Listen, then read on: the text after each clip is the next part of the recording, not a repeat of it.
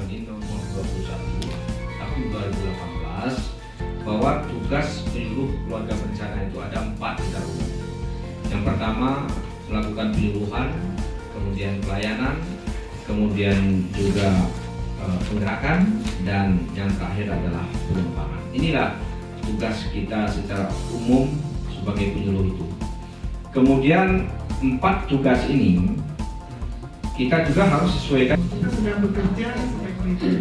Banyak dari kita yang mungkin laporannya belum sesuai dengan keadaan real di lapangan.